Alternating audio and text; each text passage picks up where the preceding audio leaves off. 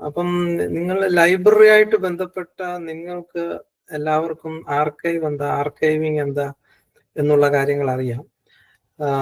പക്ഷെ അത് ഡിജിറ്റൽ ആർക്കൈവിംഗിലേക്ക് വരുമ്പോൾ വ്യത്യാസം അറിയാം.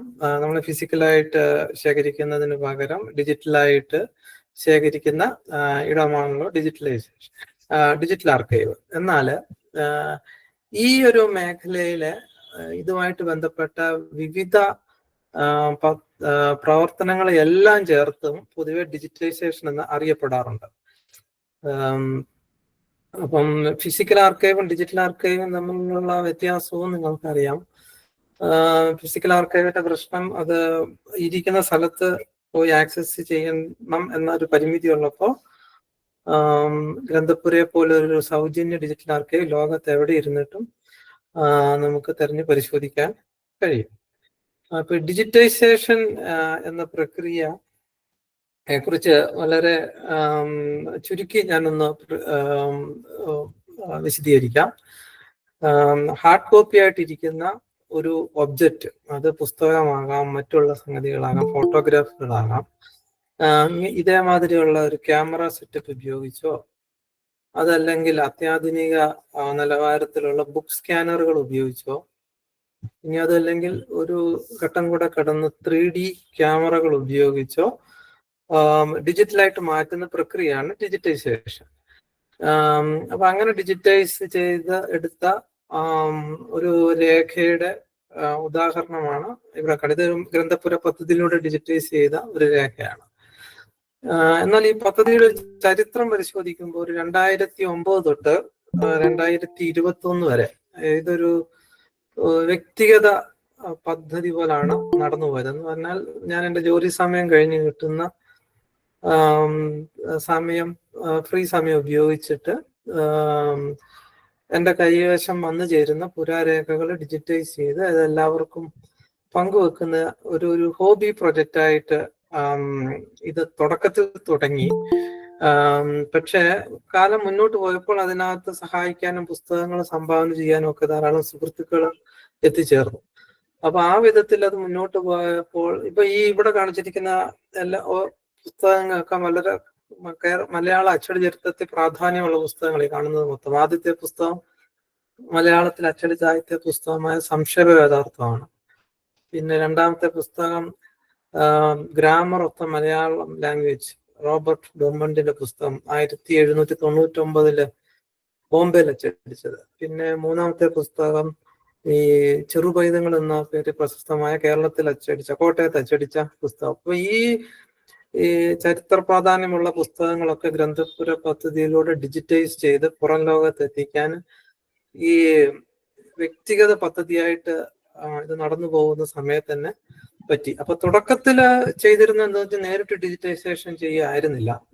ഈ പുറത്തുള്ള വിദേശ സർവകലാശാലകളിൽ അവിടുത്തെ ഡിജിറ്റൽ ലൈബ്രറികളിൽ അവർ മൊത്തമായിട്ട് ഡിജിറ്റൈസ് ചെയ്യുമ്പോൾ അതിനകത്ത് ഇടയ്ക്ക് ചില കേരള രേഖകൾ വിട്ടുപോകും. അപ്പൊ അങ്ങനെയുള്ള രേഖകൾ കണ്ടെത്തി അത് എല്ലാവരുമായിട്ട് പങ്കുവെക്കുന്ന ഒരു പരിപാടിയാണ് ഞാൻ ആദ്യ കാലഘട്ടത്തിൽ ചെയ്തിരുന്നത്. എന്നാൽ മുന്നോട്ട് പോയപ്പോൾ കൂടുതൽ ആ രീതിയിൽ പോയാൽ പോരാ, കൂടുതൽ ശ്രദ്ധ കൊടുത്ത് ചെയ്താൽ മാത്രമേ പല സംഗതികളും പുറത്തെത്തൂ എന്ന ഇത് മനസ്സിലായതുകൊണ്ട് നേരിട്ട് ഡിജിറ്റൈസേഷനിലേക്ക് കടന്നു.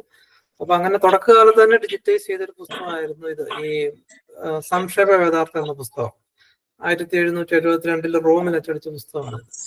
അതിനുശേഷം ഞാൻ ബാംഗ്ലൂരിൽ നിന്ന് തന്നെ ഇവിടുത്തെ ഒരു UTC എന്ന സെമിനാരിയിൽ നിന്ന് നമ്മൾ ഈ ശബ്ദധാരാവലിയുടെ പതിപ്പ് കണ്ടെത്തുകയും അതും ഡിജിറ്റൈസ് ചെയ്ത് പുറത്തുവിടുകയും ചെയ്തു. അപ്പൊ അതിങ്ങനെ തുടർന്നുകൊണ്ട് പോയപ്പോൾ പതുക്കെ ഈ ഒറ്റയുള്ള പുസ്തകങ്ങൾ ചെയ്യുന്നതിന് പകരം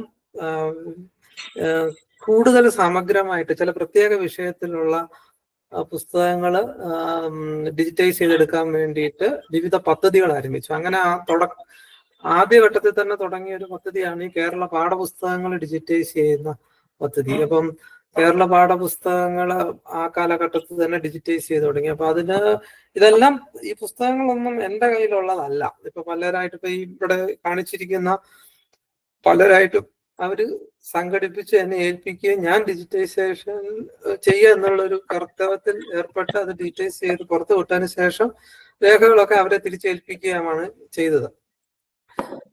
പിന്നെ ആ സമയത്ത് തന്നെ ഈ കേരള ശാസ്ത്ര സാഹിത്യ പരിഷത്തിന്റെ ധാരാളം രേഖകൾ ഡിജിറ്റൈസ് ചെയ്തു. പിന്നെ ഇതേമാതിരി സവിശേഷ ശ്രദ്ധ കൊടുത്തതാണ് സുവനീറുകളുടെ ഡിജിറ്റൈസേഷൻ.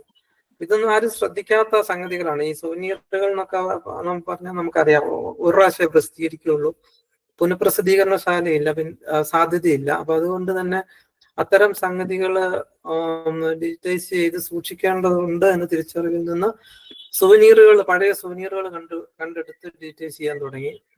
പിന്നെ ഇതേമാതിരിയുള്ള വളരെ പഴയകാല മാസികകൾ ഡിജിറ്റൈസ് ചെയ്തു. പിന്നീട് ഒരു ലൈബ്രറി ആയിട്ടുള്ള ഒരു നേരിട്ടുള്ള ഇടപെടൽ നടത്തുന്നത് ഈ എൻ്റെ വീടിനടുത്തുള്ള മണ്ണാർക്കാടുള്ള കെ ജേക്കബ് തോമസ് മെമ്മോറിയൽ സഹൃദയ ലൈബ്രറി ശാലയായിട്ട് ഞാനൊരു വ്യക്തിഗതമായിട്ടൊരു ധാരണയിലെത്തി. അവിടുന്ന് പുസ്തകങ്ങൾ എടുത്ത് ഡിജിറ്റൈസ് ചെയ്യുന്ന ഒരു പദ്ധതി തുടങ്ങുകയും ചെയ്തു. അപ്പൊ അങ്ങനെ അതിലൂടെ ധാരാളം കേരള മാസികകളും പഴയകാല പുസ്തകങ്ങളും സുവനീറുകളും ഒക്കെ ഡിജിറ്റൈസ് ചെയ്ത് പുറത്തെത്തിച്ചു. എന്നാൽ ഇതിനൊപ്പം തന്നെ ഈ ഡിജിറ്റൈസ് ചെയ്യാൻ തുടങ്ങിയപ്പോൾ തന്നെ വിവിധ പുസ്തകങ്ങൾ വായിച്ചും പലരുമായിട്ട് സംസാരിച്ചുമുള്ള അറിവിൽ നിന്ന് എനിക്ക് ഒരു കാര്യം മനസ്സിലായി. ഈ ജർമ്മനിയിലെ ട്യൂബിംഗൻ യൂണിവേഴ്സിറ്റിയില് കേരള രേഖകളുടെ വലിയൊരു ശേഖരമുണ്ട്. അപ്പം അത് എങ്ങനെയെങ്കിലും ഡിജിറ്റൈസ് ചെയ്തെടുക്കാമോ എന്നുള്ളൊരു ആലോചന ഉണ്ടാവുകയും അപ്പൊ ഇത് സംബന്ധിച്ച് ഒരു മെയില് ഞാൻ ഈ ട്യൂബിംഗൻ യൂണിവേഴ്സിറ്റിയിലേക്ക് അയക്കുകയും ചെയ്തു. അപ്പൊ അതിന്റെ ഭാഗമായിട്ട് അവിടുത്തെ ഒരു പ്രൊഫസർ, ഹൈക്കോപ്പിൽ നിന്ന് പ്രൊഫസർ ഞാൻ അയച്ച മെയിലിന് മറുപടി അയക്കുകയും അങ്ങനെ ഈ ഒരു ഗുണ്ടർ ലെഗസി എന്ന പേരിൽ ട്യൂബിംഗൻ യൂണിവേഴ്സിറ്റിയിലുള്ള ഗുണ്ടർട്ട് രേഖകൾ മൊത്തം ഡിജിറ്റൈസ് ചെയ്യുന്ന ഒരു പദ്ധതിക്ക് തുടക്കം കുറിച്ചു. അപ്പൊ അങ്ങനെ അതിലൂടെ അവിടെയുള്ള കേരള രേഖകളും മാത്രമല്ല സൗത്ത് ഇന്ത്യൻ ഭാഷകളിലുള്ള മറ്റു പല രേഖകളുണ്ടായിരുന്നു. അതെല്ലാം ഈ ഗുണ്ടർ ലെഗസി പദ്ധതിയിലൂടെ ഡിജിറ്റൈസ് ചെയ്ത് പുറത്തെത്തി. അപ്പൊ ഇത് ഞാൻ ഈ വ്യക്തിഗത പ്രോജക്റ്റ് ആയിട്ട് നടത്തിയിരുന്നപ്പോൾ നടന്നൊരു പ്രധാന ഒരു പദ്ധതിയായിരുന്നു. അപ്പം അതിന്റെ ഒരു അധികമായിട്ട് ചെയ്തൊരു സംഗതി എന്ന് പറഞ്ഞാൽ ഈ മലയാള രേഖകളിൽ അച്ചടി പുസ്തകങ്ങളിലെല്ലാം സ്കാൻ ചെയ്യുക മാത്രമല്ല, അതിന്റെ നമ്മൾ മാനുവലായിട്ട് ടെസ്റ്റ് ആയിട്ട് കൺവേർട്ട് ചെയ്യുന്ന ഒരു പരിപാടിയും കൂടെ ഗുണ്ടർ ലെഗസിയുടെ ഭാഗമായിട്ട് കാണുന്നു. അപ്പൊ ഗുണ്ടർ ലെഗസിയുടെ ഭാഗമായിട്ട് വന്ന പുസ്തകങ്ങളൊക്കെ ഇപ്പൊ ഹെർമൻ ഗുണ്ടർ പോർട്ടൽ എന്ന പേരിൽ അവിടെ നിങ്ങൾക്കെല്ലാം പരിശോധിക്കാവുന്നതാണ്. അപ്പം അതിലൂടെ ഞാൻ പറഞ്ഞ 100-300ഓളം രേഖകൾ വരികയും ഈ കാണുന്ന പ്രധാന പുസ്തകങ്ങളൊക്കെ അന്ന് ഡിജിറ്റൈസ് ചെയ്യപ്പെടുകയും ചെയ്തു. അപ്പോൾ ഈ ഒരു 2009 തൊട്ട് 2021 ആയപ്പോൾ ഏതാണ്ട് 12 വർഷം കൊണ്ട് 2000ഓളം രേഖകൾ ഡിജിറ്റൈസ് ചെയ്തു. അതിനെല്ലാം കൂടെ 2 ലക്ഷത്തിലധികം പേജുകളും ഉണ്ടായിരുന്നു. പക്ഷെ ഇത് ഒറ്റ ദിവസം കൊണ്ട് ചെയ്തതല്ല, 12 വർഷം കൊണ്ട് ചെയ്തതാണ്. അപ്പൊ അതുകൊണ്ട് ഇതിനകത്ത് പ്രയത്നം ഉണ്ടെങ്കിലും അത് ഒറ്റ ദിവസം കൊണ്ടോ അല്ലെങ്കിൽ ഒരു മാസം കൊണ്ടോ നടത്തിയ പ്രവർത്തനമല്ല. ഈ 12 വർഷം ഇങ്ങനെ സ്പ്രെഡ് ചെയ്ത് നടത്തിയൊരു പ്രവർത്തനമായിരുന്നു. എന്നാൽ 2021 അവസാനമായപ്പോൾ എനിക്ക് മനസ്സിലായി ഈ രീതിയിൽ ഇത് മുന്നോട്ട് കൊണ്ടുപോയി കഴിഞ്ഞാല് ഇതൊരു ദേശത്തെ സംബന്ധിച്ച ഒരു വലിയൊരു പദ്ധതിയാണ്. ഈ ഒറ്റയ്ക്ക് നടത്തിക്കൊണ്ടുപോകാൻ പറ്റില്ല. അപ്പം 2021 അവസാനമായപ്പോൾ ഞാൻ ഒരു കുറിപ്പിട്ടു, ഇത് ഒറ്റയ്ക്ക് നടത്തിക്കൊണ്ടുപോകാൻ സാധിക്കാത്തത് കൊണ്ട്, പലവിധ കാരണങ്ങൾ കൊണ്ട് ഒറ്റയ്ക്ക് നടത്തിക്കൊണ്ടുപോകാൻ പറ്റാത്തതുകൊണ്ട് ഞാനിത് അവസാനിപ്പിക്കുന്നു എന്നൊരു കുറിപ്പിട്ടു. എന്നാൽ അത് തുടക്കത്തിൽ ആരും ശ്രദ്ധിച്ചില്ലെങ്കിലും പിന്നീട് ഇത് മാധ്യമങ്ങളൊക്കെ ശ്രദ്ധിക്കുകയും ഈ പദ്ധതി നിന്നു പോകുന്നതിലുള്ള പ്രശ്നം പൊതുജന ശ്രദ്ധയിൽ കൊണ്ടുവരാൻ ലേഖനങ്ങൾ എഴുതുകയും ചെയ്തു. അപ്പൊ അതിന്റെ ഭാഗമായിട്ട് അങ്ങനെ ലേഖനങ്ങൾ എഴുതി കഴിഞ്ഞപ്പോൾ ഇത് എങ്ങനെ മുന്നോട്ട് കൊണ്ടുപോകണം എന്നുള്ളൊരു ചർച്ച വന്നപ്പോൾ എൻ്റെ ബാംഗ്ലൂരിലുള്ള എൻ്റെ ഈ ഡിജിറ്റൈസേഷനിൽ ഇതിനധികം തന്നെ എന്നെ സഹായിച്ചുകൊണ്ടിരുന്ന 2 സുഹൃത്തുക്കൾ, കൈലാഷ് നാഥ്, ജിസോ ജോസ്, ഞങ്ങൾ 3 പേര് കൂടി ചേരുകയും ഇത് എങ്ങനെ മുന്നോട്ട് കൊണ്ടുപോകണം എന്നതിനെ സംബന്ധിച്ച് തീരുമാനം എടുക്കുകയും ചെയ്തു. അങ്ങനെയാണ് 2022 ഈ ഡിജിറ്റൈസേഷൻ സംരംഭങ്ങൾ മുന്നോട്ട് കൊണ്ടുപോകാനായിട്ട് ഒരു നോൺ പ്രോഫിറ്റ് ഓർഗനൈസേഷൻ രൂപീകരിക്കാൻ തീരുമാനിച്ചത്. അപ്പൊ അങ്ങനെ അതിനുള്ള ശ്രമങ്ങൾ തുടങ്ങുകയും അതിനെ ഈ പദ്ധതി തുടക്കത്തിൽ ഇത് അറിയിച്ചപ്പം ഒരു 10-15 വിദേശ മലയാളികളും മറ്റും ഒക്കെ ആയിട്ട് ഇത് തുടങ്ങാനുള്ള ഒരു മൂലധനം ലഭ്യമാക്കുകയും ചെയ്തു. അപ്പൊ അങ്ങനെ ചെയ്തപ്പോൾ അങ്ങനെ സഹായം കിട്ടിയെന്ന് കണ്ടപ്പോൾ നമ്മളത് കമ്പനി രൂപീകരണമായിട്ട് മുന്നോട്ട് പോവുകയും 2022 ജൂലൈ ആയപ്പോൾ നമുക്ക് കമ്പനിക്ക് മിനിസ്ട്രി ഓഫ് കമ്പനി കോർപ്പറേറ്റ് അഫയേഴ്സിന്റെ രജിസ്ട്രേഷൻ കിട്ടുകയും ചെയ്തു. അതിനുശേഷം 2022 ഒക്ടോബർ 30 കമ്പനി ഔദ്യോഗികമായിട്ട് ഉദ്ഘാടനം ചെയ്തു. അപ്പൊ ഈ കമ്പനിയുടെ ഉദ്ഘാടനത്തിന് കേരളത്തിൽ നിന്നുള്ള ധാരാളം പ്രമുഖര് വന്ന് പങ്കെടുക്കുകയും എങ്ങനെ ഒരു പദ്ധതി കൂടുതൽ വിപുലീകരിക്കേണ്ടതിന്റെ ആവശ്യകത അന്ന് ഊന്നി പറയുകയും ചെയ്തു. പക്ഷെ പദ്ധതി തുടങ്ങിയപ്പോൾ ഞങ്ങൾ അതിന്റെ തുടക്കം ബാംഗ്ലൂരിൽ ആക്കാനുള്ള പ്രധാന കാരണം, നമ്മൾ കമ്പനി രൂപീകരണ ചർച്ചകൾ നടത്തിയപ്പോൾ തന്നെ ബാംഗ്ലൂരിലുള്ള ധർമാരാം കോളേജ് എന്ന സെമിനാരി മുന്നോട്ട് വന്ന് നമ്മൾക്ക് തുടങ്ങാനുള്ള എല്ലാ സഹായവും വാഗ്ദാനം ചെയ്തു. അപ്പോൾ മനസ്സിലായി. മാത്രമല്ല ധർമാരാം കോളേജ് നിങ്ങൾക്ക് ചെറുക്കങ്ങൾ അറിയായിരിക്കും, അത് കേരളത്തിൽ നിന്ന് ബാംഗ്ലൂരിലേക്ക് പറിച്ച് നടത്തപ്പെട്ട ഒരു സെമിനാരിയാണ്. അപ്പൊ കേരളത്തിൽ നിന്ന് അക്കാലത്തുണ്ടായിരുന്ന ലൈബ്രറി മൊത്തമായി ഇങ്ങോട്ട് കൊണ്ടുവരിക, ഇവിടെ പഴയ രേഖകളുടെ വലിയൊരു ശേഖരം ഉണ്ടെന്ന് എല്ലാവർക്കും അറിയുകയും ചെയ്യുന്നതാണ്. അപ്പൊ തുടക്കത്തില് നമ്മുടെ പ്രവർത്തനം ഈ ധർമാരാം കോളേജിലെ രേഖകൾ ഡിജിറ്റൈസ് ചെയ്യുക എന്നുള്ളതിലേക്ക് വന്നു. അങ്ങനെ ആ ഉദ്ഘാടനത്തോടൊപ്പം തന്നെ നമ്മൾ ഇതിനു വേണ്ടിയിട്ട് അതുവരെ എൻ്റെ ഒരു പേഴ്സണൽ ബ്ലോഗിലായിരുന്നു ഈ രേഖകൾ ഡിജിറ്റൈസ് ചെയ്യുന്ന സംഗതി എല്ലാം സൂക്ഷിച്ചിരുന്നത്. അതിൽ നിന്ന് മാറി ഗ്രന്ഥപുര എന്ന പേരില് പുതിയൊരു സൈറ്റ് തന്നെ തുടങ്ങി. ഗ്രന്ഥപുര.org അല്ലെങ്കിൽ അതിന്റെ ചുരുക്കമായിട്ട് gpura.org എന്ന സൈറ്റ് ഇതിനു വേണ്ടി തുടങ്ങി. അപ്പൊ അതിന്റെ തുടക്കം നിലയില് ഈ ധർമാരാം കോളേജിലാണ് ഈ ഇന്ത്യൻ ഡിജിറ്റൽ ആർക്കൈവ് ഫൗണ്ടേഷന്റെ ആദ്യ സെന്റർ തുടങ്ങുന്നത്. അപ്പൊ അവിടെ നിന്ന് ഇപ്പോഴും ആ 3 വർഷമായിട്ടും അവിടെ നിന്ന് ഡിജിറ്റൈസേഷൻ തുടർന്നുകൊണ്ടിരിക്കുകയാണ്. കാരണം അവിടെ ധാരാളം രേഖകൾ ഡിജിറ്റൈസ് ചെയ്യാനുണ്ട്. അപ്പൊ അതിപ്പം 3 വർഷമായിട്ട് തുടർന്നുകൊണ്ട് ഇപ്പോഴും വന്നുകൊണ്ടിരിക്കുന്നുണ്ട് അവിടുന്ന്. അപ്പൊ അവിടുന്ന് ഡിജിറ്റൈസ് ചെയ്ത ചില രേഖകളുടെ ഉദാഹരണങ്ങളാണ് ഈ കാണുന്നത്. പിന്നെ നമ്മുടെ ഈ ഒരു പദ്ധതിക്ക് കോപ്പിറൈറ്റുമായിട്ട് ബന്ധപ്പെട്ട ചില പോളിസികളുണ്ട്. ഉദാഹരണത്തിന് പൊതുവെ നമ്മൾ ചെയ്യുന്നത് രചയിതാവ് മരിച്ച 60 വർഷം കഴിഞ്ഞ രേഖകളാണ്. എന്നാൽ സുവനീറുകൾ പോലെ ഉള്ള പൊതുവായ രേഖകൾ എന്ന് പറഞ്ഞാൽ റീപ്രിന്റിന് സാധ്യതയില്ലാത്തതോ കോപ്പിറൈറ്റിന്റെ കാര്യത്തിൽ നമുക്ക് പ്രശ്നങ്ങൾ ഇല്ലാത്തതോ ആയ രേഖകളും നമ്മൾ ഡിജിറ്റൈസ് ചെയ്യുന്നുണ്ട്.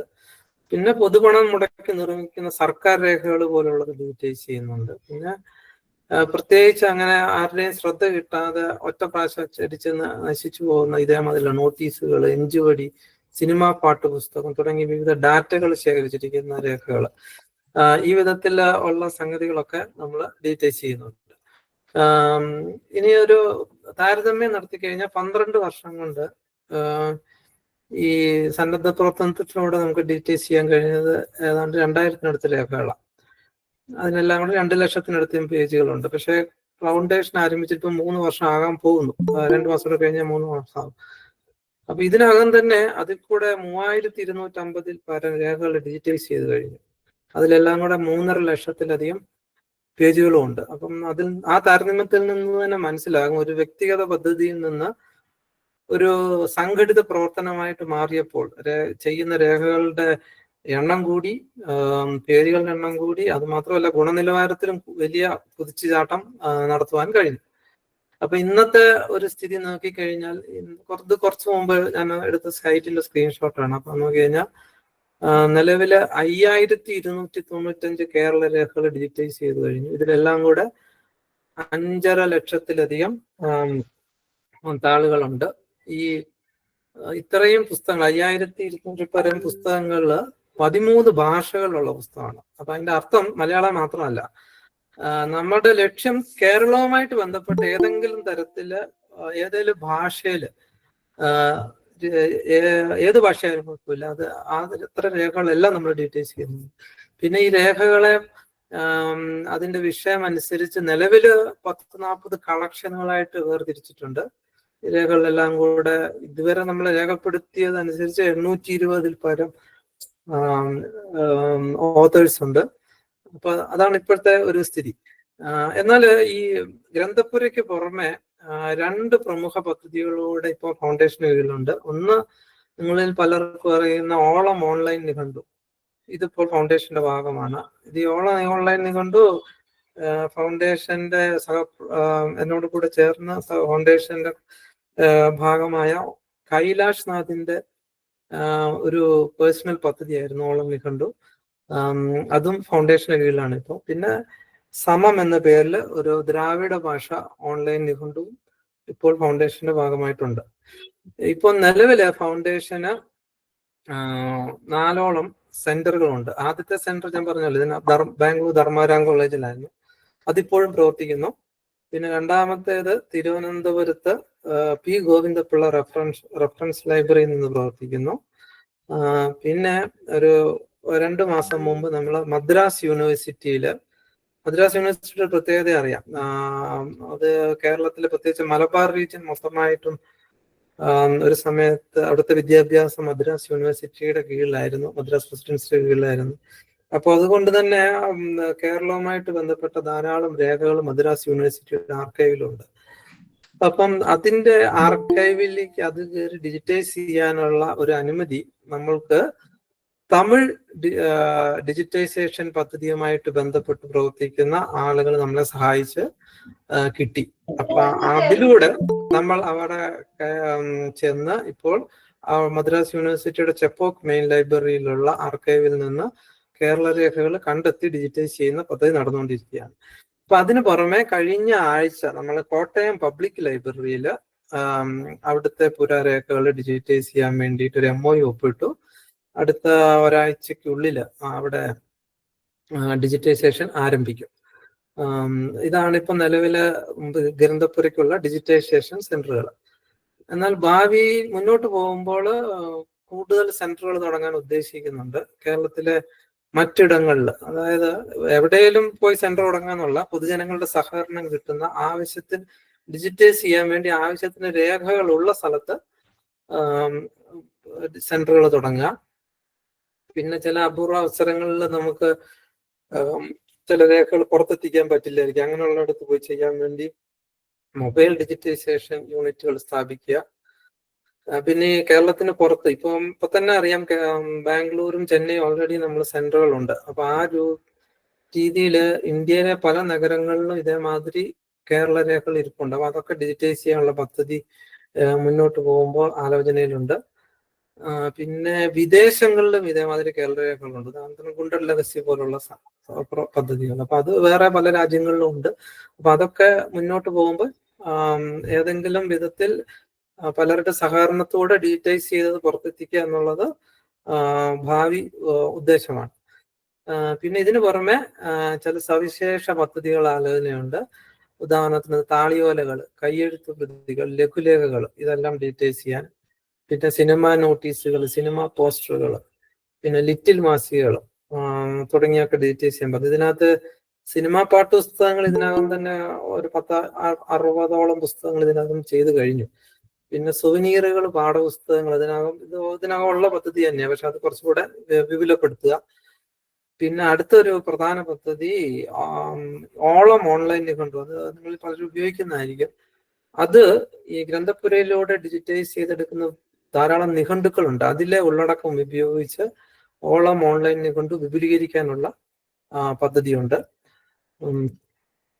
പിന്നെ മറ്റൊന്ന്, ഈ ഗ്രന്ഥപുരയിലെ യൂണിവേഴ്സിറ്റികളുമായിട്ടുള്ള സഹകരണം. യൂണിവേഴ്സിറ്റികളുടെ സഹകരണം ഒരു തരത്തിൽ ഡിജിറ്റൈസേഷന്റെ കാര്യത്തിലുള്ള സഹകരണം ഇപ്പൊ തന്നെ മദ്രാസ് യൂണിവേഴ്സിറ്റി ആയിട്ട് നമ്മളായി കഴിഞ്ഞു. പക്ഷെ അതിനപ്പുറം ഗ്രന്ഥപുരയിലെ രേഖകൾ ഉപയോഗപ്പെടുത്തിക്കൊണ്ടുള്ള ഗവേഷണ പദ്ധതികൾ ക്കുള്ള സാധ്യത തേടുക. അത് കേരളത്തിലെ വിവിധ യൂണിവേഴ്സിറ്റികൾക്ക് താല്പര്യമെങ്കിൽ അത്തരം പദ്ധതിക്ക് ആലോചനയുണ്ട്.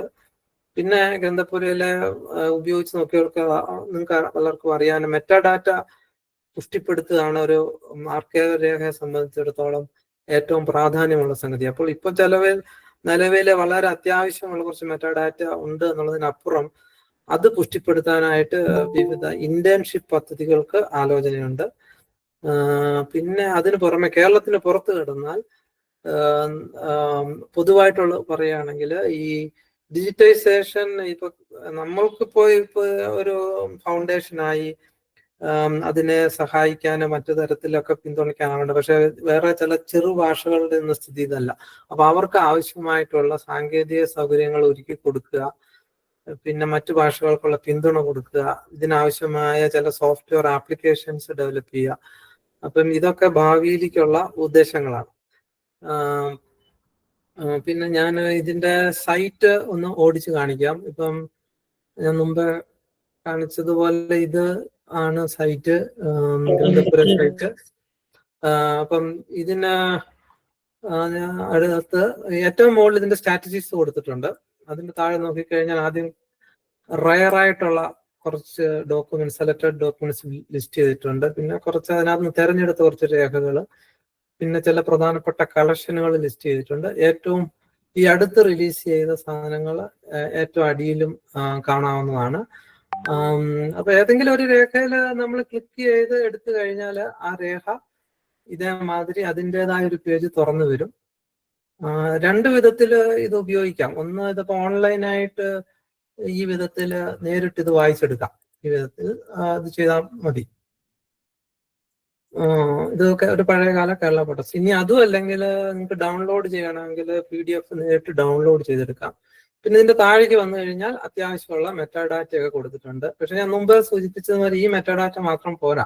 ഈ പുസ്തകത്തെ കുറിച്ചുള്ള വേറെ പല കാര്യങ്ങളും ഇനി കൂട്ടിച്ചേർത്ത് ഈ മെറ്റാഡാറ്റ പുഷ്ടിപ്പെടുത്താനുണ്ട്. അപ്പൊ ആ കാര്യങ്ങളൊക്കെ ഭാവിയിലേക്കുള്ള ആലോചനയാണ്. പിന്നെ ഇവിടെ നമുക്ക് നോക്കിയാൽ അറിയാം, ഇതിന്റെ മുകളിൽ കളക്ഷൻസ് എന്ന് പറഞ്ഞിട്ടൊരു പേജ് ഉണ്ട്. അത് ക്ലിക്ക് ചെയ്ത് കഴിഞ്ഞാൽ സൈറ്റിലുള്ള പ്രധാന കളക്ഷൻസ് എല്ലാം കൂടെ ലിസ്റ്റ്. ഇപ്പൊ നിലവിൽ 40 കളക്ഷനാണ് ഉള്ളത്.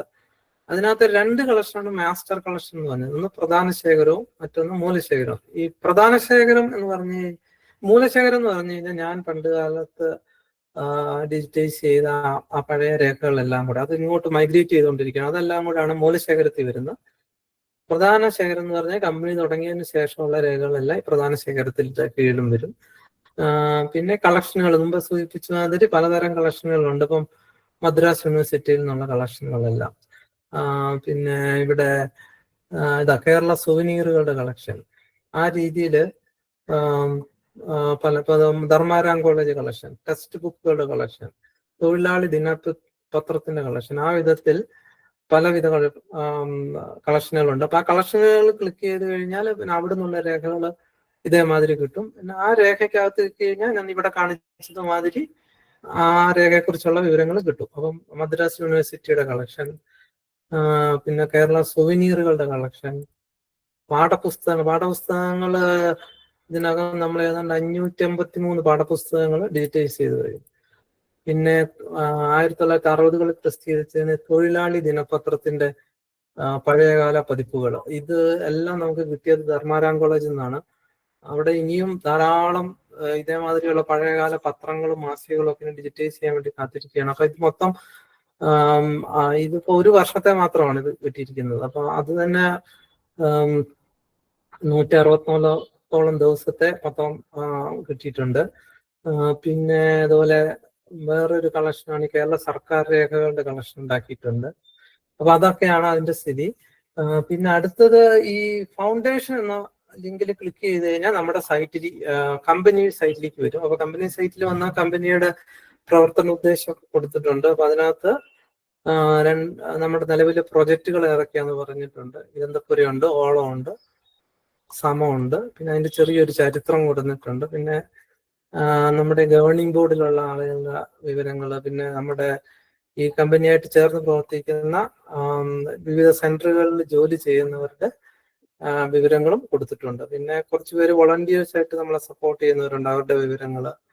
പിന്നെ നമ്മുടെ വിവിധ ആരൊക്കെയായിട്ടാണ് നമ്മളിപ്പോൾ വിവിധ കരാറിൽ എത്തിയിരിക്കുന്നത്. ഉദാഹരണത്തിന് ഞാൻ ഈ പറഞ്ഞ സെന്ററുകളിൽ മാത്രമല്ല ഉദാഹരണത്തിന് കൊല്ലത്തുള്ള അയത്തിൽ സാഹിത്യ വിലാസിനി ഗ്രന്ഥശാലയുമായിട്ട് നമുക്ക് ബന്ധമുണ്ട്. അവരുടെ പുസ്തകങ്ങൾ ഡിജിറ്റൈസ് ചെയ്യണം. അതേപോലെ കൊല്ലത്തുള്ള CKP വിലാസം ഗ്രന്ഥശാലയായിട്ട് ഇതുണ്ട്. ഇതിനു പുറമെ ഈ അടുത്തായി നമ്മള് ഡിജിറ്റൈസേഷൻ വിപുലീകരിക്കുന്നതിന്റെ ഭാഗമായിട്ട് കേരള സർക്കാരിന്റെ CDIT-ഉമായിട്ടും ധാരണയിലെത്തിയിട്ടുണ്ട്. പിന്നെ നമ്മള് വേറെ ചില സവിശേഷ ഡിജിറ്റൈസേഷനുമായിട്ട് ബന്ധപ്പെട്ട പദ്ധതികൾക്കായിട്ട് കേരള സർക്കാരിന്റെ തന്നെ സ്റ്റാർട്ടപ്പ് മിഷന്റെ ഫാബ് ലാബ് കേരളയുമായിട്ടും ബന്ധത്തിൽ കരാറിലായിട്ടുണ്ട്. അപ്പൊ നിങ്ങൾക്ക് എങ്ങനെ സഹായിക്കാന്ന് ചോദിച്ചാൽ നിങ്ങൾക്ക് ഏറ്റവും എളുപ്പത്തിൽ സഹായിക്കാൻ പറ്റുന്നത് ഇത് തന്നെയാണ്. ഈ രേഖകളുള്ള സംഗതി ഇടങ്ങളിൽ പരിചയപ്പെടുത്തി തരികയും അത് ഡിജിറ്റൈസ് ചെയ്യാനുള്ള അനുമതിക്ക് സഹായിക്കുകയും ചെയ്യുക എന്നുള്ളതാണ് എളുപ്പത്തിൽ ചെയ്യാൻ പറ്റുന്നത്. പിന്നെ നിങ്ങൾക്കറിയാം, ഇത്രയും വലിയൊരു ഡിജിറ്റൈസേഷൻ പദ്ധതി നടത്തിക്കൊണ്ട് പോകണമെങ്കിൽ ഇതിന് വരുന്ന ഭാരിച്ച ചെലവ്, ഇതിപ്പോ വ്യക്തികൾക്ക് ഇത്തരം ഒരു വലിയ പദ്ധതിക്ക് സംഭാവന ചെയ്യാൻ പറ്റുന്നത് പരിമിതി ഉണ്ടെങ്കിലും ഈ അല്ലാതുള്ള ഇൻസ്റ്റിറ്റ്യൂഷൻസിന് കൂട്ടായോ അതല്ലെങ്കിൽ CSR ഫണ്ടൊക്കെ ഉപയോഗിച്ചിട്ടുള്ള സപ്പോർട്ടൊക്കെ തന്ന് സഹായിക്കാം. അപ്പം ഇത്രയാണ് എനിക്ക് ഈ പദ്ധതിയെ കുറിച്ച് പറയാനുള്ളത്. ഇനി ചോദ്യങ്ങൾ എന്തെങ്കിലും ഉണ്ടെങ്കിൽ ചോദിക്കാം.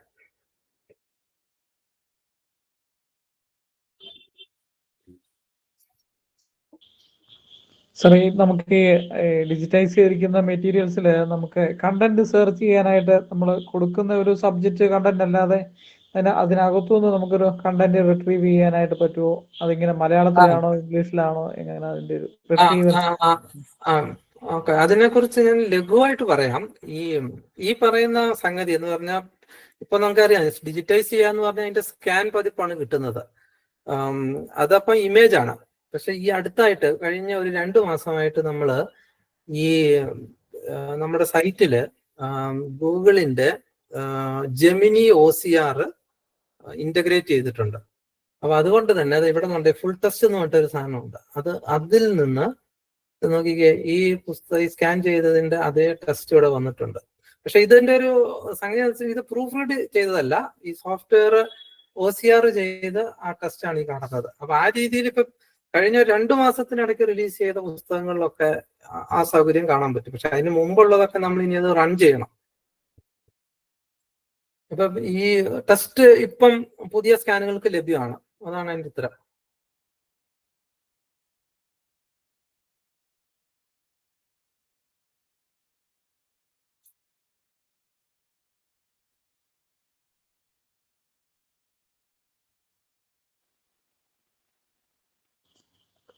സാറേ, നമ്മൾ ഈ ഓരോ സ്ഥലത്തും നമുക്ക് ഇങ്ങനെ ഒരു ഡിജിറ്റൈസേഷന്റെ ഒരു പ്രോസസ്സ് നമുക്ക് സ്റ്റാർട്ട് ചെയ്യണമെന്നുണ്ടെങ്കിൽ ഇപ്പോഴേ ആ പുസ്തകം നമ്മളെ ഡിജിറ്റൈസ് ചെയ്ത് ഗ്രന്ഥപ്പുരയ്ക്ക് കൈമാറുകയാണോ അതോ ടെക്സ്റ്റ് നമ്മൾ കണ്ടെത്തി അങ്ങനെ ചെയ്യുന്നതാണോ? എങ്ങനെ അതിന്റെ ഒരു അല്ലല്ല, അപ്പൊ നമ്മൾക്ക് അങ്ങനെ നിങ്ങൾ ഡിജിറ്റൈസ് ചെയ്യാന്നുള്ളതല്ല. കാരണം നമുക്ക് ചില ഗുണനിലവാര മാനദണ്ഡങ്ങളുണ്ട്. കാരണം ഡിജിറ്റൈസ് ചെയ്ത രേഖയ്ക്ക് അതിന്റെ പ്രത്യേകിച്ച് ഗുണനിലവാരം, പ്രത്യേകിച്ച് ക്വാളിറ്റി ഒക്കെ കീപ്പ് ചെയ്യണമെങ്കിൽ നമ്മൾ തന്നെ നേരിട്ട് ഡിജിറ്റൈസ് ചെയ്യുക.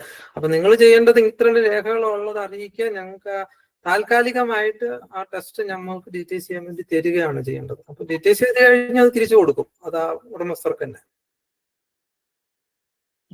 ഓക്കെ സാറേ, താങ്ക് യു.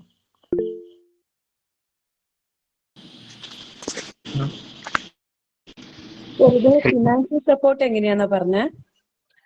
ഫിനാൻഷ്യൽ സപ്പോർട്ട് ഇപ്പോൾ കൂടുതലും ഞാൻ പറഞ്ഞില്ലേ, നമ്മുടെ ഒപ്പമുള്ള കൈലാഷ്നാഥ് മുൻകൈ എടുത്ത് കുറച്ച് ഫണ്ട് ഒപ്പിച്ചിട്ടുണ്ട്. അപ്പൊ അതിൽ നിന്നാണ് ചെയ്തത്. പക്ഷെ ആ ഫണ്ടൊക്കെ നമ്മൾ 3 സെന്റർ തുടങ്ങിയതോടെ അതൊക്കെ കഴിഞ്ഞുപോയി. ഇനിയിപ്പോ കൂടുതൽ ആളുകൾ സഹകരിക്കണം. പ്രത്യേകിച്ച് ഈ ഒരു ഇൻസ്റ്റിറ്റ്യൂഷണൽ ലെവൽ സപ്പോർട്ടാണ് ഇത്തരം സംഗതികൾക്ക് വേണ്ടത്. കാരണം ഈ സ്കാനർ വാങ്ങുക, അതിന് ഉള്ള സെറ്റപ്പ് ഒരുക്കുക, എംപ്ലോയീസിനുള്ള സാലറി, ഈ വക സംഗതികൾക്കൊക്കെ കൂടുതൽ പേര് സഹകരിക്കേണ്ടതാണ്. പക്ഷെ നിലവിലത്തെ പ്രശ്നം എന്ന് വെച്ചാൽ ആദ്യഘട്ടത്തിൽ കുറച്ച് പേര് സഹകരിച്ചായിരുന്നു. അവിടെ പദ്ധതി നിന്നു പോവുക എന്ന് പറഞ്ഞപ്പോ. പക്ഷെ അതിനുശേഷം ഒരു വലിയ അളവിലുള്ള സപ്പോർട്ട് ഇതുവരെ വന്നിട്ടില്ല. പക്ഷെ ഇത് കൂടുതൽ നമുക്ക് ഇനിയും സ്കെയിലപ്പ് ചെയ്ത് കൂടുതൽ സെന്ററുകളൊക്കെ തുറക്കണമെങ്കിൽ കൂടുതൽ പേര് സഹകരിച്ച് തന്നെ പറ്റുള്ളൂ, അല്ലാതെ പറ്റില്ല. ഞാനൊന്ന് ചോദിച്ചോട്ടെ. First of all thank you so much for the wonderful presentation. നല്ല അടിപൊളിയായിട്ടുണ്ട്. Thank you so much. എൻ്റെ പേര് മുഹമ്മദ് ഖലീൽ. ഞാൻ കോഴിക്കോട് കൈതപ്പൊയിൽ കേന്ദ്രീകരിച്ച് മലൈബാർ ഫൗണ്ടേഷൻ എന്ന് പറയുന്നിട്ട് ഒരു നോൺ പ്രോഫിറ്റ് ഓർഗനൈസേഷൻ ഉണ്ട്. അറബി, കേരളത്തിലെ മധ്യകാലം മുതലുള്ള അറബി മലയാള ഗ്രന്ഥങ്ങൾ, കയ്യെഴുത്തുപ്രതികൾ, ലിത്തോഗ്രാഫുകൾ ഡിജിറ്റൈസ് ചെയ്യുന്ന ഒരു പ്രൊജക്റ്റിൻ്റെ ലീഡാണ്. അപ്പോൾ എൻ്റെ ഈ ഗ്രന്ഥപുരയുടെ ഡിജിറ്റൈസേഷൻ പ്രൊസീജിയറുകൾ അറിയാൻ താല്പര്യമുണ്ട്. പ്രത്യേകിച്ച് ക്യാമറ റെസൊല്യൂഷൻ, പിന്നെ അതുപോലെ ഡിജിറ്റൈസ് ചെയ്യുന്ന സമയത്ത് ഗ്രന്ഥങ്ങൾക്കൊപ്പം ഈ ടെക്സ്റ്റിൻ്റെ ഫോർഎഡ്ജ് ഇങ്ങനെ തുടങ്ങിയിട്ടുള്ള ടെക്സ്റ്റിൻ്റെ മറ്റ് ഭാഗങ്ങൾ, അഥവാ കണ്ടന്റ് പേജുകളാണോ അതല്ലെങ്കിൽ ഈ പറയുന്ന പോലെ മെറ്റീരിയൽ ഇമ്പോർട്ടൻ്റ് ആണോ എന്നിത്യാദി കാര്യങ്ങളൊക്കെ അറിയാൻ താല്പര്യമുണ്ടായിരുന്നു. അതിപ്പോ ഈ പുസ്തകം കണ്ടാൽ തന്നെ അറിയാലോ. നമ്മൾ ഇതിനൊക്കെ കാണിച്ചത് നമ്മൾ പുസ്തകത്തെ മൊത്തമായിട്ട് എടുക്കുന്നത്, അല്ല കണ്ടന്റ് മാത്രമല്ല, പുസ്തകം ആയിരിക്കുന്ന രീതിയിൽ അത് മൊത്തമായിട്ട് നമ്മൾ ഡീറ്റെയിൽസ് ചെയ്യും. അത് പ്രോസസ് ചെയ്ത് അങ്ങനെ തന്നെയാണ് നമ്മൾ പുസ്തകം ഇടുന്നത്. പിന്നെ രണ്ടാമത് സംഗതി, ഇതിന്റെ റെസൊല്യൂഷൻ സംഗതിയായിട്ട് പറയാനുള്ളത്, നമ്മൾ ചെയ്യുന്ന സംഗതികളെല്ലാം നമ്മൾ ഇതിനു വേണ്ടിയിട്ട് ഒരു ഹൈ എൻഡ് ബുക്ക് സ്കാനർ തന്നെ ഉപയോഗിക്കുന്നത്.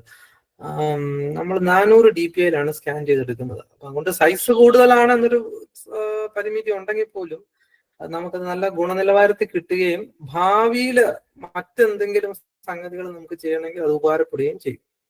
അപ്പൊ അതാണ് പൊതുവായിട്ട് പറയാനുള്ളത്. ബാക്കി പിന്നെ ഡിജിറ്റൈസേഷന് നമ്മൾ ചില ഗുണനിലവാര മാനദണ്ഡങ്ങൾ സ്വീകരിച്ചിട്ടുണ്ട്. അതനുസരിച്ച് തന്നെയാണ് നമ്മൾ ഡിജിറ്റൈസ് ചെയ്യുന്നത്.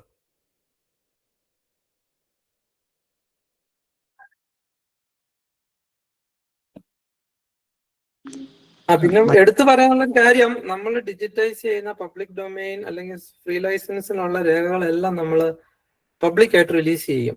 നമ്മൾ അതൊന്നും അടച്ച് സൂക്ഷിക്കുകയോ പ്രൈവറ്റ് ആയിട്ട് വെക്കുകയോ ചെയ്യുന്നില്ല. കാരണം നമ്മുടെ ഒരു പ്രഖ്യാപിത ലക്ഷ്യം തന്നെ പബ്ലിക് ഡൊമെയിൻ ഡോക്യുമെന്റുകൾ എല്ലാവർക്കും ആക്സസിബിൾ ആയ രീതിയിൽ ലഭ്യമാക്കണം എന്നുള്ളത് നമ്മുടെ ഒരു പോളിസിയും കൂടാണ്.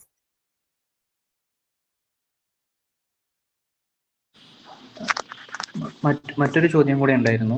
അതായത് ഇപ്പോൾ ഈ ചില പഴയ ഗ്രന്ഥങ്ങളൊക്കെ കിട്ടുന്ന സമയത്ത് ഇപ്പോൾ ചിലപ്പം പൊടി, ചെതല് ഇങ്ങനത്തെ പ്രശ്നങ്ങളൊക്കെ സ്വാഭാവികമായിട്ട് ഉണ്ടാവുമല്ലോ. അപ്പോൾ ഇതിനെ എങ്ങനെയാണ്, ഇത് ടെക്സ്റ്റ് ക്ലീൻ ചെയ്തിട്ടാണോ, ആണെങ്കിൽ എങ്ങനെ, എന്തൊക്കെ അഥവാ ഇത് റിമൂവ് ചെയ്യുന്നതൊക്കെ ഉണ്ടാവുമല്ലോ, പ്രത്യേകിച്ച് ചെതല് ഇങ്ങനത്തെ കാര്യങ്ങളൊക്കെ, ഇതെങ്ങനെയാണ് എന്നുകൂടി അറിയാൻ. ഇത് നമ്മൾ പഴയ ലൈബ്രറികളിൽ പോകുമ്പോൾ പലപ്പോഴും ഇങ്ങനത്തെ പ്രശ്നം നേരിടും. അപ്പം ഈ നമ്മളൊരു കുറച്ചൊക്കെ പ്രശസ്തമായ മറ്റൊരു ലൈബ്രറിയിൽ ഉള്ള ഒരു പുസ്തകമാണെങ്കിൽ നമ്മൾ ആ പുസ്തകം ഡീറ്റെയിൽസ് ചെയ്യാൻ ശ്രമിക്കുക. അല്ലാതെ വളരെ കേടുവന്ന് നമ്മൾ മാറ്റിവെക്കും. പിന്നെ ഒരു നിവൃത്തിയില്ലെങ്കിൽ നമ്മൾ ചില പുസ്തകങ്ങൾ അതേമാതിരി തന്നെ ക്ലീൻ ചെയ്തെടുക്കും. എന്നിട്ട് അത് പരമാവധി വായനാക്ഷമമായ രീതിയിൽ ഡീറ്റെയിൽസ് ചെയ്തെടുക്കും. പക്ഷെ ഈ നിങ്ങൾ ഉദ്ദേശിക്കുന്ന രീതിയിലുള്ള ഒറ്റ കോപ്പി ലഭ്യമായ, അല്ലാതെ കയ്യെഴുത്ത് പ്രതികളിൽ ഒക്കെ ആണെങ്കിൽ അത് ആ ഒരു കോപ്പി ഉണ്ടാവുള്ളൂ. അത്തരത്തിലുള്ള രേഖകൾ നിങ്ങൾ പറയുന്ന കണ്ടീഷനിൽ ഇതുവരെ കിട്ടിയിട്ടില്ല. അപ്പൊ അത് പക്ഷെ കിട്ടുകയാണെങ്കിൽ നമ്മൾക്ക് ഇനിയും അത് ഫസ്റ്റ് ട്രീറ്റ് ചെയ്തിട്ട് ഡീറ്റെയിൽസ് ചെയ്യാന്നുള്ള ഒരു ഇതിലേക്ക് പോണ്ടി വരും. കാരണം അങ്ങനത്തെയൊക്കെ സാധ്യത വരുന്നത് കേരളത്തിലെ പുരാതന ലൈബ്രറികളിലും അല്ലെങ്കിൽ അത്ര ശ്രദ്ധയില്ലാതെ കിടക്കുന്ന സംഗതികളിലൊക്കെ ചെയ്യാൻ വരുമ്പോൾ, ഇപ്പൊ നമ്മൾ ഇതുവരെയൊക്കെ ചെയ്തതിലെല്ലാം നന്നായിട്ട് സൂക്ഷിക്കപ്പെട്ട രേഖകളാണ് ഡീറ്റെയിൽസ് ചെയ്യുന്നത്. അപ്പൊ അത്രയ്ക്ക് പ്രശ്നം ഇതുവരെ നേരിട്ടിട്ടില്ല.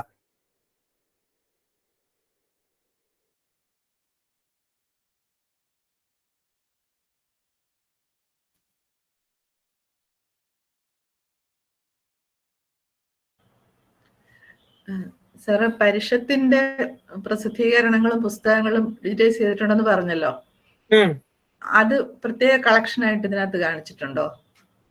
അത് ഒരു ഇതിനകത്ത് നമ്മൾ ഈ കമ്പനിയായി മാറി പുതിയ സൈറ്റിലേക്ക് വന്നപ്പോൾ ഒരു സംഗതി എന്താണെന്ന് വെച്ചാൽ, നമ്മൾ പഴയ സംഗതികളെല്ലാം ഇങ്ങോട്ട് മൈഗ്രേറ്റ് ചെയ്യുന്ന ഒരു പ്രോസസ്സ് ഇപ്പൊ നടന്നുകൊണ്ടിരിക്കുന്നുണ്ട്. അതൊരു 3 മാസത്തിന് മുമ്പ് വളരെ ആക്റ്റീവായിട്ട് തുടങ്ങിയത്. അപ്പൊ അത് എല്ലാം വന്നിട്ടില്ല, ഈ പഴയ അന്ന് ചെയ്തത്. പക്ഷെ അത് താമസിയാതെ വരിക അവിടെ ഒരു കളക്ഷനായി മാറുകയും ചെയ്യും. അത് പരിഷത്തിന്റെ ജേണലുകളും യുറീക്ക ശാസ്ത്രങ്ങൾ അതൊക്കെ എല്ലാം ചെയ്തിട്ടില്ല. പക്ഷെ ഞാൻ അവിടെ കാണിച്ചെന്താ വെച്ച് കഴിഞ്ഞാൽ ഞാൻ നേരിട്ട് ഡിജിറ്റൈസ് ചെയ്തൊരു 100-300 രേഖകളാണ് കാണിച്ചത്. കുറേയധികം ലഘുലേഖകളൊക്കെ ഉണ്ട്. പിന്നെ എനിക്ക് തോന്നുന്നു പരിഷത്തും സ്വന്തമായിട്ടൊക്കെ ഡിജിറ്റൈസേഷൻ ഒക്കെ ചെയ്യുന്നുണ്ട്. പ്രത്യേകിച്ച് യുറീക്കൊക്കെ അവർ നേരിട്ട് ചെയ്യുകയും അവരുടെ സൈറ്റ് ലഭ്യമാക്കുകയും ചെയ്തൊക്കെ ഞാൻ ശ്രദ്ധിച്ചിട്ടുണ്ട്. മറ്റേ പഴയ സൈറ്റിലുണ്ടായിരുന്നൊക്കെ ഇങ്ങോട്ട് മൈഗ്രേറ്റ് ചെയ്തുകൊണ്ടിരിക്കുക. അത് കുറച്ച് സമയത്തിനുള്ളിൽ എല്ലാം എത്തും, ഇവിടേക്ക് എത്തും. Thank you sir.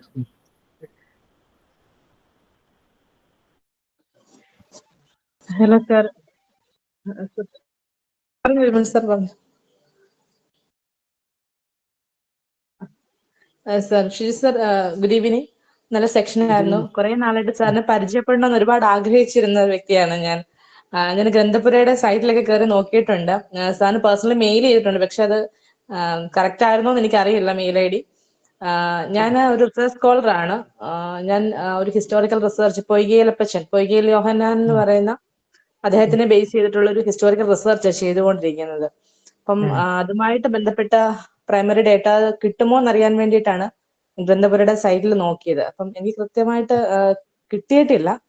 അപ്പം അതെന്താണ് ചെയ്യേണ്ടതെന്നൊക്കെ ഉള്ള ഒരു കാര്യത്തിന് വേണ്ടിയിട്ടാണ് സാറിന് മെയിൽ ചെയ്തിരുന്നത്.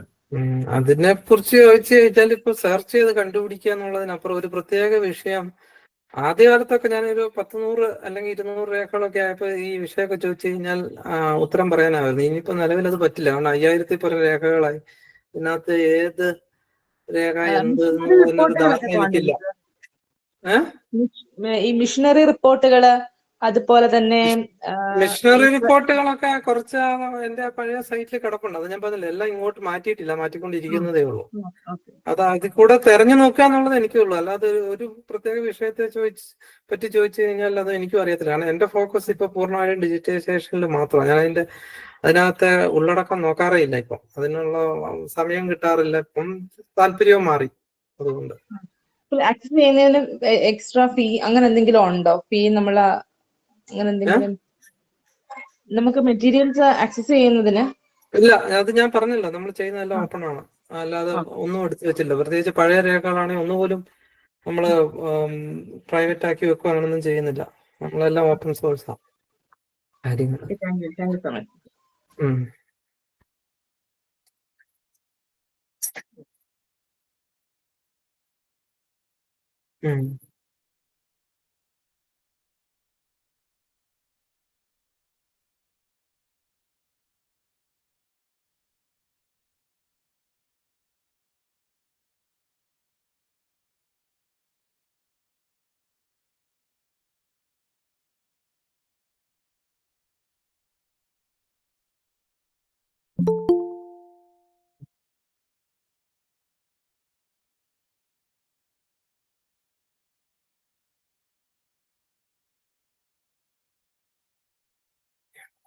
അതിനെപ്പറ്റി ഈ ലൈബ്രറികളിലും പേഴ്സണൽ കളക്ഷനിൽ ഇരിക്കുന്നതൊക്കെ നശിച്ചു പോയതൊക്കെ കുറിച്ചുള്ള അനുഭവങ്ങൾ ധാരാളം ഉണ്ട്. ഞാൻ പേരെടുത്ത് പറയാൻ ഉദ്ദേശിക്കുന്നില്ലെങ്കിലും കേരളത്തിലെ ഒരു പ്രമുഖ ലൈബ്രറിയിൽ ഞാൻ അല്ലെങ്കിൽ എൻ്റെ സുഹൃത്തുക്കൾ, രജിസ്ട്രേഷൻ സഹകരിക്കുന്ന സുഹൃത്തുക്കൾ ഇതുമായിട്ട് ബന്ധപ്പെട്ട് അന്വേഷിച്ചു ചെന്നപ്പോൾ അവിടുത്തെ ലൈബ്രറിയും പറഞ്ഞ ഒരു ഇതുണ്ട്. കാരണം ഞങ്ങൾ ലൈബ്രറി ആകെ നവീകരിച്ചു. അപ്പൊ ആ ലൈബ്രവീകരണത്തിന്റെ ഭാഗമായിട്ട് ഞങ്ങൾ ചെയ്ത എന്താന്ന് വെച്ച് കഴിഞ്ഞാൽ പഴയ രേഖകളൊക്കെ ഒഴിവാക്കി പുതിയ പുസ്തകങ്ങൾ വാങ്ങിച്ചു. അപ്പം ഞങ്ങൾക്ക് അവിടെ നഷ്ടപ്പെട്ടു പോയത് വലിയൊരു അവസരമായിരുന്നു.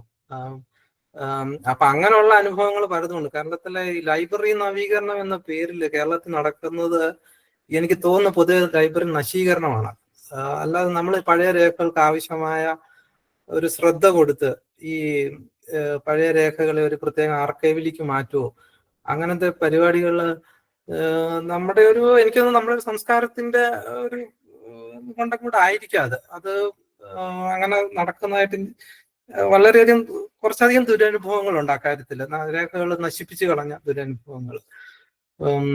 അതിനിപ്പോ എനിക്ക് തോന്നുന്നു ഇപ്പം കൂടുതൽ ആളുകൾക്ക് കുറച്ചുകൂടെ ഒക്കെ ഇക്കാര്യത്തിൽ ധാരണയുണ്ടാകുകയും ഇപ്പം കുറച്ചൊക്കെ ഈ നശിപ്പിച്ചു കളയാതെ മാറ്റി വെക്കുന്ന ഒരു ഇതൊക്കെ ഉണ്ട്. പക്ഷെ ഇത്തരം രേഖകൾ എവിടെയെങ്കിലും കണ്ടു കഴിഞ്ഞാൽ എൻ്റെ അഭിപ്രായത്തിൽ നിങ്ങൾ ചെയ്യേണ്ടത്, നമ്മളിങ്ങനെ ഒരു ഫൗണ്ടേഷൻ ഈ ഒരു കാര്യത്തിന് വേണ്ടി നിലനിൽക്കുന്ന സ്ഥിതിക്ക് നിങ്ങൾക്ക് ചെയ്യാവുന്നത് അത്തരം രേഖകളുടെ ഒരു സാമീപ്യം നമ്മളെ ഒന്ന് അറിയിക്കുകയും അതിന് ഇത് ഡിജിറ്റൈസ് ചെയ്യാനുള്ള അനുമതി. കാരണം ഇതിന്റെ അടുത്ത പ്രശ്നം ഇതാണ്, ഈ നമ്മൾ നേരിട്ട് എന്ന് ചോദിച്ചു കഴിഞ്ഞാൽ പല സംഗതികളും ഡിജിറ്റൈസ് ചെയ്യാൻ അനുമതിയില്ല. പക്ഷെ ഇതിനെക്കുറിച്ച് അവബോധമുണ്ടായ ഒരാള് അവരോട് സംസാരിക്കുകയും അതിനുള്ള അനുമതി നേടാൻ സഹായിക്കുകയും ചെയ്തു കഴിഞ്ഞാൽ നമുക്ക് ഡിജിറ്റൈസ് ചെയ്തെടുക്കാൻ നശിച്ചു പോകാതെ. പക്ഷെ എൻ്റെ ഒരു പൊതുവായ അഭ്യർത്ഥന, ഈ ലൈബ്രറി നവീകരണം എന്ന പേരിൽ പഴയ രേഖകൾ നശിപ്പിച്ചു കളയുന്ന പരിപാടി അത് പൊതുവെ അതിനെ പ്രോത്സാഹിപ്പിക്കാതിരുക എന്നാണ് എൻ്റെ അഭിപ്രായം. കാരണം അത് വളരെയധികം പ്രാധാന്യമുള്ള പ്രത്യേകിച്ച് ലോക്കൽ ഹിസ്റ്ററിയിലെ പലധികം രേഖകൾ ആ നവീകരണം പോലെ നശിച്ചു പോയിട്ടുണ്ട്. അതാണ് എനിക്ക് ഈ വിഷയത്തിൽ പറയാനുള്ളത്. അപ്പൊ എവിടെയെങ്കിലും രേഖകൾ ഉണ്ടെങ്കിൽ അത് ഡിജിറ്റൈസ് ചെയ്യാനുള്ള സാധ്യത ഉണ്ടെങ്കിൽ ഞങ്ങളെ കോണ്ടാക്ട് ചെയ്യുക. നമസ്കാരം സാർ, ഞാൻ ബിനോയ് മാത്യു കണ്ണൂരിൽ നിന്നാണ്. പിന്നെ എൻ്റെ ഒരു ചോദ്യം, ഈ ഗ്രന്ഥപുരയുടെ ഈ കാലയളവിനുള്ളിൽ യൂസേഴ്സിന്റെ അത് ഉപയോഗിച്ചിട്ടുള്ളവരുടെ ഒരു സ്റ്റാറ്റിസ്റ്റിക്സ്, അതിന്റെ ഒരു വർധനവ് ഏത് രീതിയിലാണ് വന്നിട്ടുള്ളത്?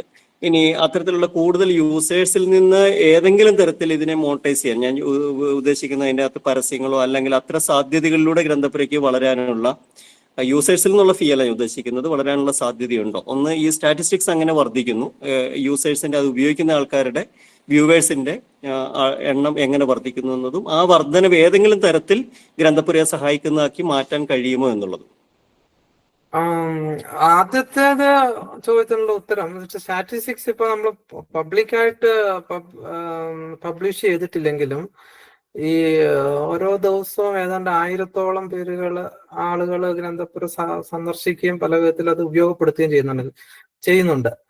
പക്ഷെ അത് ആളുകളുടെ എണ്ണം കൂടുന്നതനുസരിച്ച് നമുക്കത് മോണിറ്റൈസ് ചെയ്യാൻ ഉദ്ദേശമില്ല. കാരണം നമ്മുടെ ഫൗണ്ടേഷന്റെ ഉദ്ദേശം തന്നെ നോൺ പ്രോഫിറ്റ് ആണ്. ഈ വിജ്ഞാനം സ്വതന്ത്രമായിരിക്കണം എന്നുള്ള ഉദ്ദേശം ഉള്ളതുകൊണ്ട് അത് ഉപയോഗിച്ചിട്ട് പണം ഉണ്ടാക്കുക എന്നുള്ളൊരു പരിപാടി നമുക്കില്ല. അതുകൊണ്ട് തന്നെ പരസ്യങ്ങൾ ഇതിൽ ഉണ്ടാവുകയില്ല, അങ്ങനത്തെ പരിപാടികളൊന്നും ഉണ്ടാകത്തില്ല. നമ്മുടെ പ്രവർത്തനത്തിനുള്ള പണം മറ്റു തരത്തില് കണ്ടെത്താനാണ് നമ്മൾ ശ്രമിക്കുന്നത്. പ്രധാനമായിട്ടും ഡൊണേഷനും ഗ്രാൻഡും ഒക്കെ തന്നെയാണ് മുന്നോട്ടുള്ള വഴി. അത് പിന്നെ എല്ലാവർക്കും ആവശ്യമാണെങ്കിൽ സൈറ്റും പദ്ധതി നിലനിൽക്കും. അത് തന്നെയാണ് ഞങ്ങളുടെ ഇതാണ്. ഇത് ഒരു ദേശത്തെ സംബന്ധിച്ച ഒരു ബൃഹത് പദ്ധതിയാണ്. അപ്പൊ നിലനിൽക്കേണ്ടത് എല്ലാവരുടെയും ആവശ്യമാണ്. അല്ലാതെ ഇത് മോണിറ്റൈസ് ചെയ്യാൻ ഉദ്ദേശമില്ല.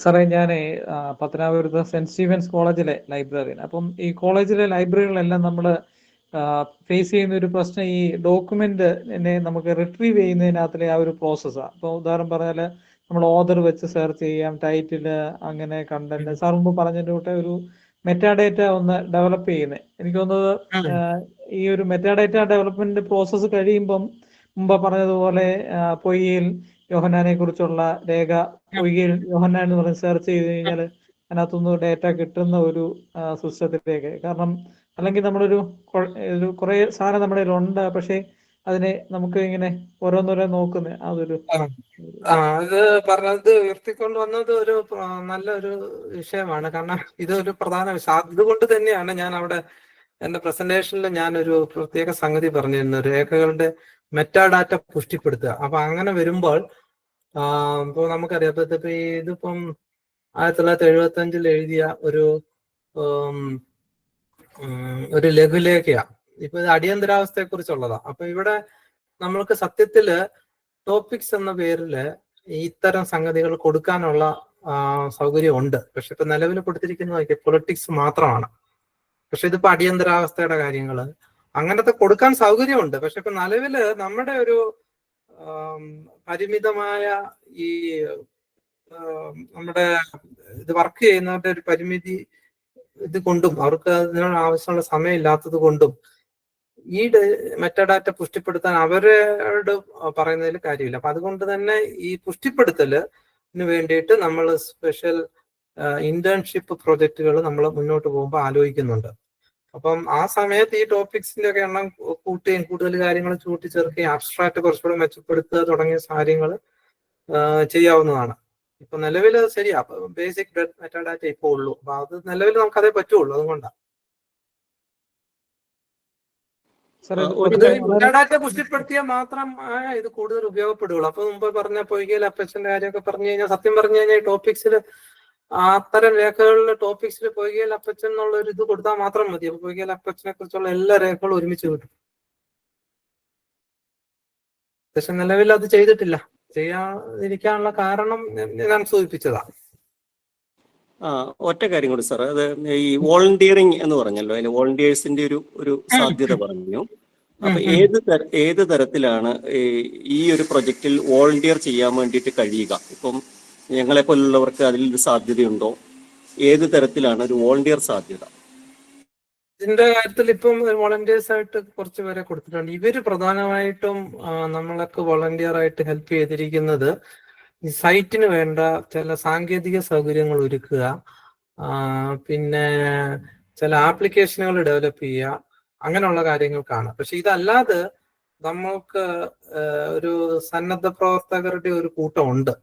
അവര് ചെയ്യുന്നത് പ്രധാനമായിട്ട് രേഖകൾ, ഉദാഹരണത്തിന് കൊല്ലത്തു നിന്നുള്ള എൻ്റെ സുഹൃത്തായ കണ്ണൻ ഷൺമുഖ എന്ന മാഷ്, പിന്നെ അതേമാതിരി കോട്ടയത്തു നിന്നുള്ള ടോണി ആന്റണി മാഷ്, ഇവരൊക്കെ ചെയ്യുന്ന സന്നദ്ധ പ്രവർത്തനം എന്ന് പറഞ്ഞാൽ ഇത്തരം രേഖകൾ കണ്ടെത്തി ഡിജിറ്റൈസ് ചെയ്യാൻ വേണ്ടിയിട്ട് നമ്മുടെ കോട്ടയം സെൻട്രലിലോ അല്ലെങ്കിൽ തിരുവനന്തപുരം സെൻട്രലിലോ എത്തിക്കുന്ന ഒരു പരിപാടിയാണ് അവർ ചെയ്യുന്നത്.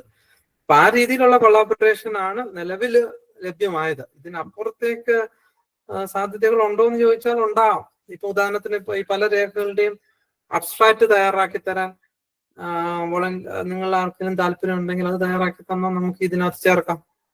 അപ്പൊ അതൊക്കെ വളരെ സാധ്യതകളാ മുന്നോട്ട് പോകും. അതും ഒരു തരം മെറ്റാഡാറ്റ പുഷ്ടിപ്പെടുത്തലാണല്ലോ. അപ്പൊ അതിനുള്ള സാധ്യതകളൊക്കെ ഉണ്ട്. പ്രധാനമായിട്ട് രേഖകൾ കണ്ടെത്താൻ സഹായിക്കുക, അത് ഡിജിറ്റൈസ് ചെയ്യാനുള്ള അനുമതി നേടിയെടുക്കാൻ സഹായിക്കുക, പിന്നെ ഇതുമാതിരി ഉള്ള ഈ മെറ്റാഡാറ്റ ഏതെങ്കിലും തരത്തിൽ പുഷ്ടിപ്പെടുത്താനുള്ള സഹായം തരിക, ഇതൊക്കെയാണ് വോളണ്ടിയേഴ്സിനുള്ള സാധ്യതകൾ.